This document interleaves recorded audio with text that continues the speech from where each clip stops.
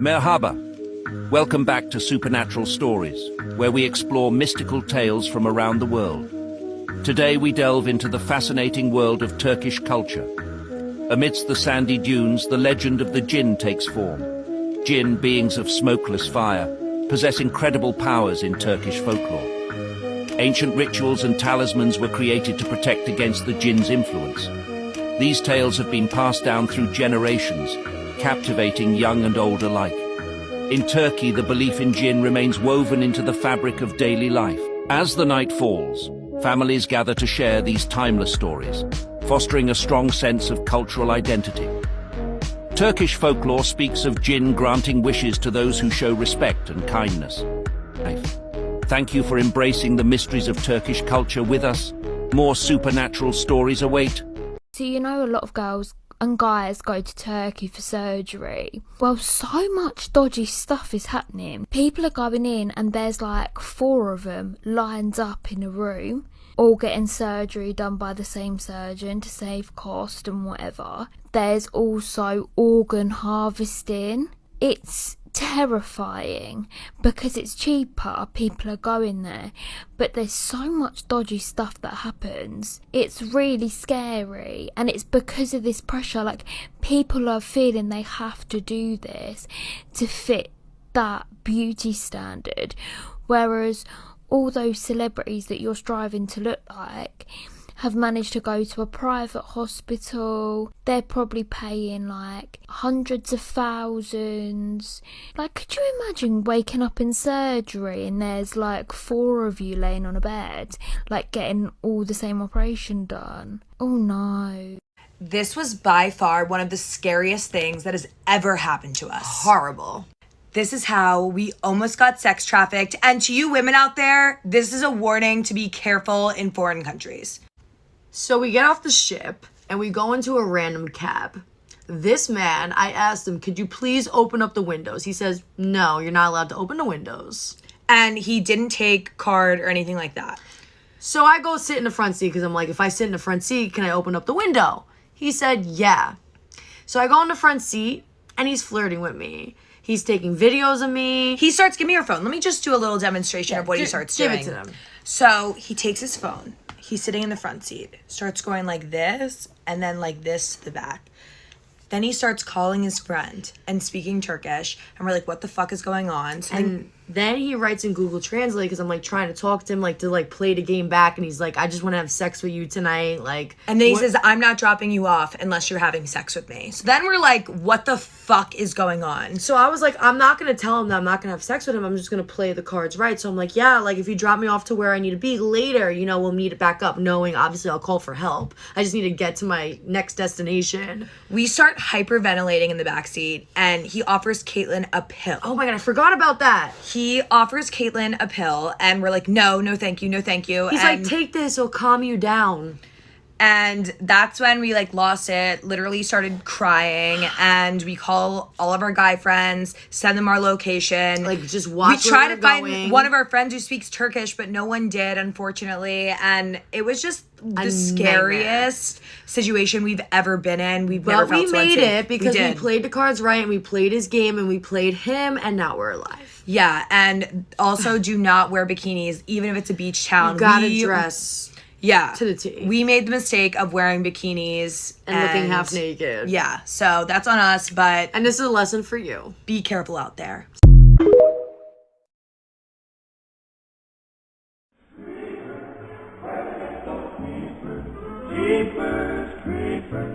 Where'd you get those stars?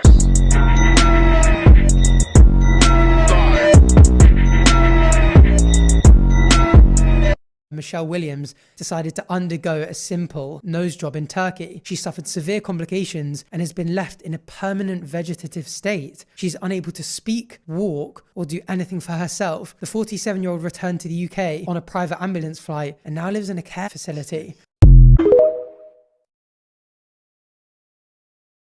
If you want to learn more about genes and how they work and how the curses work, the 6-part movie called Dubbing, I hope I pronounced it right, depicts it really well, and it's actually based on a true story. The story is based around the village of Kibuldir, I hope I pronounced it right again, and it's the story about how a girl was possessed by a jinn on her henna night, which, if you don't know, is what they do before a wedding. And through the film, you learn how she was possessed because of her father's deeds, how the curses work, who cursed the family, and so on. It's done in very good details. Also, there's no jump scares. It's just very well done. I'm not gonna go in further details so as not to ruin the film for you, but if you are looking to learn more about jinns and curses and the whole thing, this is a good movie to watch.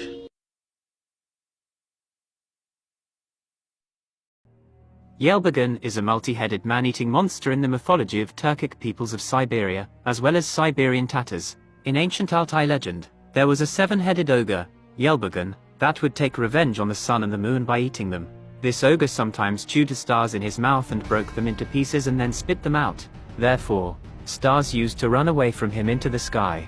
The god Algan shot arrows at Yelbagan to repel him and return everything to its natural order. According to the Altai people, a lunar eclipse used to take place because of this ogre. Yelbagan is generally considered to be a creature separate from dragons and a polar opposite to them in its nature. It is a being of pure evil, a dragon-like beast and dreadful monster with no reason, that usually lives in dark and hostile places, or guards unreachable locations. It is often depicted with 3, 7 or 9 heads and breathes fire. Karakomkalos is the boogeyman from Turkish mythology. Traditionally, he's around during the coldest months, where he stands on street corners on winter nights waiting for passers-by and asking them riddles. If the traveler gives an answer that includes the word black, then the Karakomkalos lets them go on their way.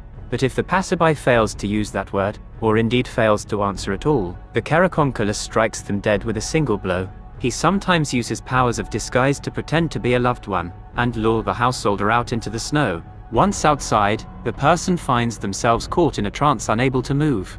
They stand there frozen to the spot until the cold takes over and they wind up freezing to death.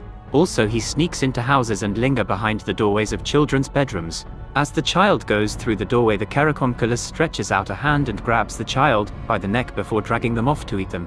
One way of getting rid of him is to set fire to some silk or thread. He will respond by setting his own fur on fire and will run from the house screaming to find water.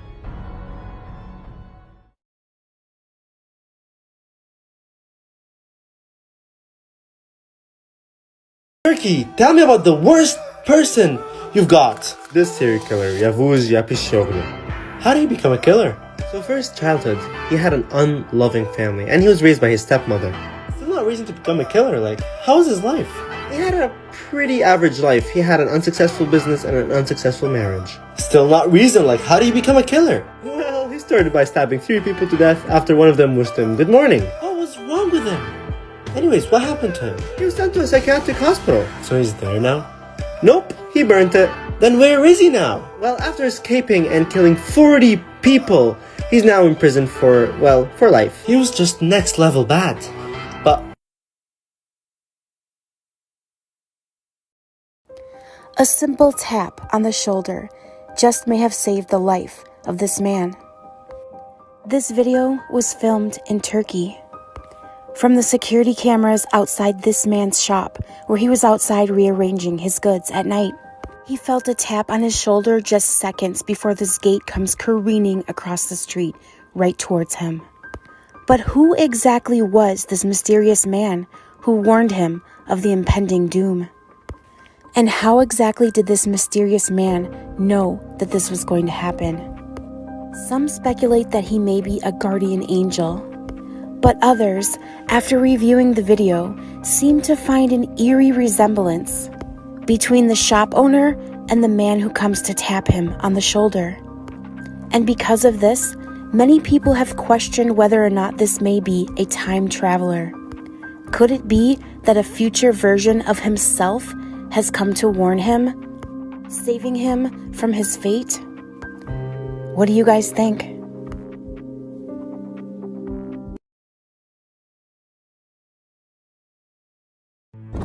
Last weekend, there was a storm in Istanbul, Turkey, and many people claimed to witness human forms taking shape in the clouds in the sky. This one was captured on film and posted to Instagram with the simple caption, "Los demonios están sueltos," which means the demons are loose.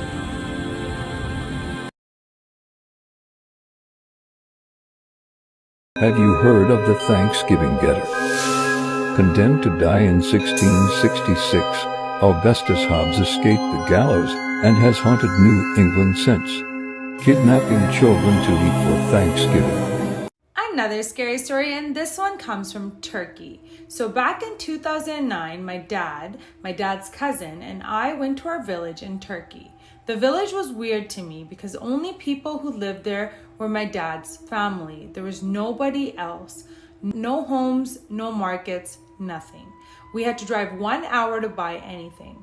Before I tell you what happened in that village, I have to tell you about the Yathur. Yathur is believed to be spirits of soldiers who had died in battle, stay where they died, and keep that land protected. Basically, if you ever come across a soldier spirit, that it's called a Yathur. So back to the actual story. It was my first night in the village.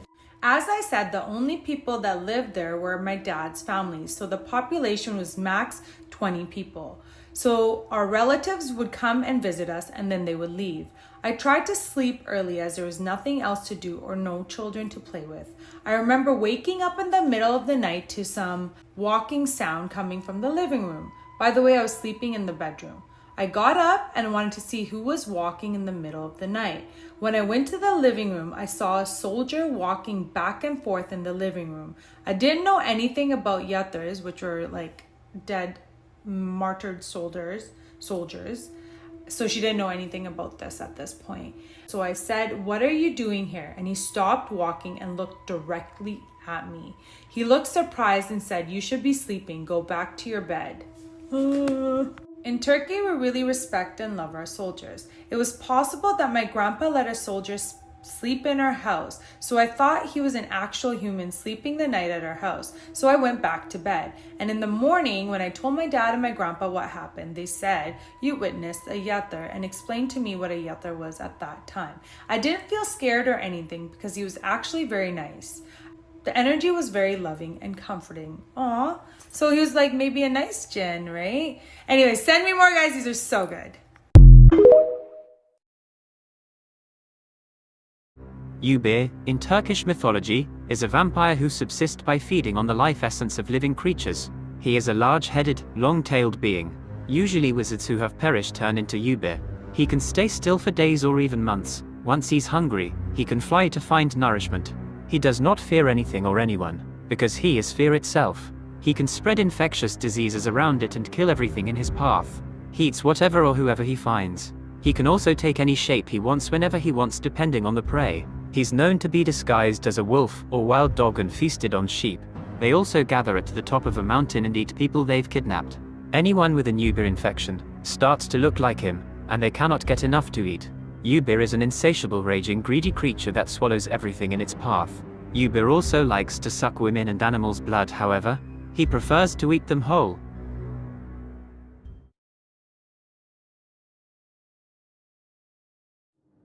Basti is an evil spirit in Turkish mythology similar to a nightmare. It rides on people's chests in their sleep and holds them down so they can't move or breathe. It also causes bad dreams. In addition, it rides horses at night, leaving them exhausted the next day and unable to work. It is generally regarded as feminine and appears as a beautiful woman dressed in white or yellow, but sometimes it appears as an ugly hag. It can shapeshift as well into any shape it pleases. Regardless of form, it can fly and usually enters a house through the keyhole. Once inside, it sits on the chest of those sleeping and inflicts horrible nightmares. Those it attacks wake up in a panicked fever, unable to move. It can torture men with dreams of desire, and over time, it will drain away their life. In other versions of the legend, it attacks those with a guilty conscience. Protections against a Basti include placing a knife under a pillow,